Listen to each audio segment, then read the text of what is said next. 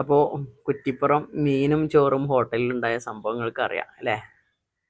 അവിടെ 200 രൂപക്കൊരു മീനിൻ്റെ റേറ്റ് പറഞ്ഞു. അങ്ങനെ ബില്ല് വന്നപ്പോൾ 300 രൂപയായ ഒരു കേസ്. കസ്റ്റമേഴ്സ് അത് ചോദ്യം ചെയ്തു. അതുമായി ബന്ധപ്പെട്ട് ആ ചോദ്യം ചെയ്ത കാരണത്താൽ കാഷ്യർ അവരെ പോയി അടിക്കുന്നൊരു വീഡിയോ വന്നിട്ടുണ്ട്. അപ്പോൾ ഇന്നലെ വാർത്താമാധ്യമങ്ങളിലൊക്കെ അത് വന്നിരുന്നു. ഇന്നാണ് അതിൻ്റെ കറക്റ്റ് വീഡിയോ കണ്ടത്, CCTV ദൃശ്യം എന്ന് കണ്ടത്, പ്രവാസ ലോകം എന്നുള്ളൊരു ഗ്രൂപ്പിൽ നിന്ന്. അപ്പോൾ ഏതായിരുന്നാലും ആ ഹോട്ടലിൽ അതൊരു പോയിട്ടില്ല കേട്ടോ. ആ ഹോട്ടലിൽ അന്ന് കുറ്റിപ്പുറം വഴി ട്രെയിനിൽ പോണ സമയത്ത് ട്രെയിനിൽ കണ്ടിട്ടുണ്ട്, അതുപോലെ മുന്തിയറിൻ്റെ വീഡിയോയിലും കണ്ടിട്ടുണ്ട്. അപ്പോൾ ഇത്തരം ഹോട്ടലുകാരൊക്കെ ശ്രദ്ധിക്കേണ്ടത് കസ്റ്റമറാണ് കിങ് അല്ലേ? കസ്റ്റമേഴ്സ് ഇല്ലെങ്കിൽ അവിടെ ബിസിനസ് നടക്കൂല. അതിൻ്റെ ഓണർമാരായിരിക്കണം എന്നില്ല, എങ്കിലും ഒരു ക്യാഷറൊക്കെ വന്നിട്ട് കസ്റ്റമേഴ്സിനോട് നല്ല നിലയിൽ പെരുമാറിയില്ല എന്നുണ്ടെങ്കിൽ ബിസിനസ് പൂട്ടിപ്പോവും. അത് പ്രത്യേകിച്ച് എല്ലാവരും അറിയേണ്ട ഒരു കാര്യം, ഇത്തരം ബ്ലോഗേഴ്സ് പ്രൊമോഷൻ കൊടുക്കുന്ന ഒരുപാട് ഹോട്ടലുകൾ ഉണ്ടാകും. ചിലപ്പോൾ ഫുഡൊന്നും അത്ര ഇതുണ്ടായിക്കൊള്ളണമെന്നില്ല, പക്ഷെ ഇവർ വ്ളോഗ് ഇതൊക്കെ ചെയ്തിട്ട് സ്വാഭാവികമായിട്ട് അതിനെ പ്രൊമോട്ട് ചെയ്ത് അതിന് ആൾക്കാരെ അതിൽ എത്തിപ്പെടും. പണ്ട് ഇതേപോലെ ഉണ്ടായിരുന്നു, ഒരു ഷവർമ്മക്കട ഉണ്ടായിരുന്നു ഉമ്മുൽക്കുവനിൽ.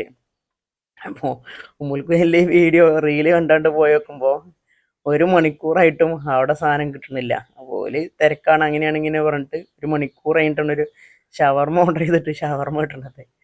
അപ്പോൾ സംഭവം നോർമലി നമ്മൾ കഴിക്കേണ്ട അത്ര ടേസ്റ്റും ഉണ്ടാവില്ല, പക്ഷേ ആളുകൾ പൈസയും കൊടുത്ത് പ്രൊമോഷൻ ചെയ്യിപ്പിച്ചിട്ട് കസ്റ്റമേഴ്സ് ചെന്ന് പെട്ടുപോണ ഒരുപാട് സംഭവങ്ങളുണ്ട്.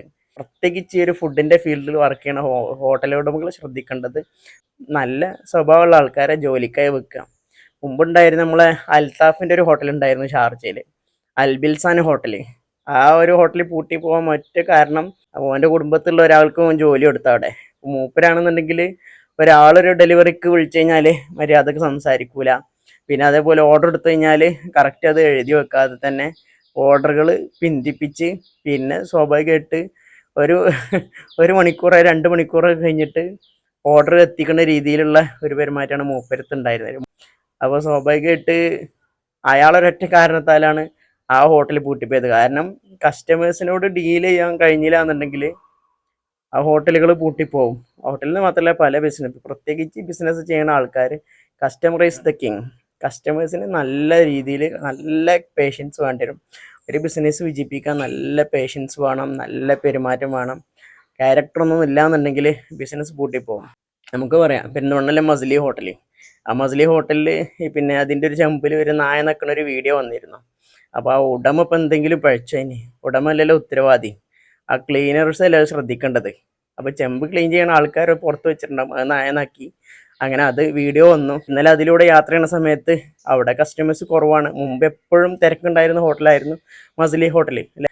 ആ വീഡിയോ വന്നതിന് ശേഷം തിരക്ക് കുറഞ്ഞിട്ടുണ്ട് അവിടെ. അപ്പോൾ പ്രത്യേകിച്ച് ഉടമകൾ ശ്രദ്ധിക്കേണ്ടത് നല്ല ബിഹേവിയറുകൾ, നല്ല പെരുമാറ്റമുള്ള ആൾക്കാരെ, പ്രത്യേകിച്ച് ഇപ്പോഴത്തെ കാലത്തൊക്കെ ഈ ഹോട്ടൽ ഫീൽഡുകൾക്ക് ഹോട്ടൽ മാനേജ്മെൻറ്റ് കോഴ്സ് കഴിഞ്ഞ ആളുകളുണ്ടാവും. അത്തരം കോഴ്സുകൾ കഴിഞ്ഞ് നല്ല പ്രാക്ടിക്കലി പ്രൊഫഷണലായിട്ട് ഇത്തരം കാര്യങ്ങൾ ചെയ്യാൻ പോകുന്ന ആൾക്കാർക്ക് എന്ത് ചെയ്യണം, ജോലി കൊടുക്കുക എന്നുള്ളത്. എപ്പോഴും നമ്മൾ ശ്രദ്ധിക്കേണ്ട കാര്യം, കസ്റ്റമേഴ്സിനോട് എങ്ങനെ നന്നായി പെരുമാറുന്നോ അത്രത്തോളം നമുക്ക് ബിസിനസ് പിടിച്ച് നിൽക്കാൻ കഴിയും. കസ്റ്റമറെ തൃപ്തിപ്പെടുത്താൻ കഴിഞ്ഞില്ലേ, അവിടെ ബിസിനസ് പൊട്ടും. ഓക്കെ.